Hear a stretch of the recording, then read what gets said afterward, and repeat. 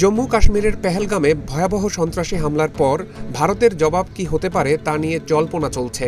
এর মধ্যে ভারতের প্রধানমন্ত্রী নরেন্দ্র মোদীর সঙ্গে আজ সোমবার সাক্ষাৎ করেছেন দেশটির প্রতিরক্ষা সচিব রাজেশ কুমার সিং। সূত্রের বরাত দিয়ে ভারতীয় সংবাদ মাধ্যম এনডিটিভির প্রতিবেদনে এ তথ্য জানানো হয়। এই বৈঠকটি এমন এক সময় অনুষ্ঠিত হলো যখন ভারত পাকিস্তানের বিরুদ্ধে সম্ভাব্য কড়া পদক্ষেপ নেওয়ার প্রস্তুতি নিচ্ছে।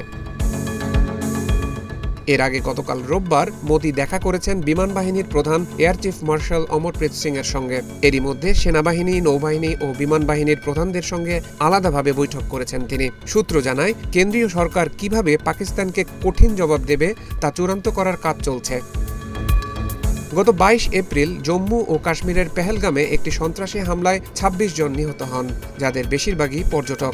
ভারত এই হামলার জন্য পাকিস্তান সমর্থিত জঙ্গি গোষ্ঠীগুলোকেই দায়ী করেছে, যদিও পাকিস্তান এতে জড়িত থাকার অভিযোগ অস্বীকার করেছে। ভারত এরই মধ্যে পাকিস্তানের বিরুদ্ধে একাধিক কূটনৈতিক পদক্ষেপ গ্রহণ করেছে।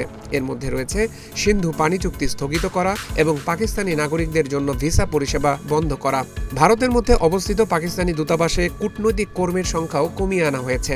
ভারতের এই পদক্ষেপের জবাবে পাকিস্তান বলেছে, পানি প্রবাহ বন্ধ করার যে কোনো চেষ্টা যুদ্ধ ঘোষণার সমান বিবেচনা করা হবে। একই সঙ্গে ইসলামাবাদ হুমকি দিয়েছে, তারা ভারত পাকিস্তান দ্বিপাক্ষিক সব চুক্তি, এমনকি সিমলা চুক্তিও বাতিল করতে পারে। সিমলা চুক্তি থেকে কোনো এক পক্ষ বা উভয় পক্ষ বেরিয়ে গেলে তার অর্থ হবে নিয়ন্ত্রণ রেখা বা লাইন অফ কন্ট্রোল নিয়ে কেউ কিছু মানতে বাধ্য থাকবে না।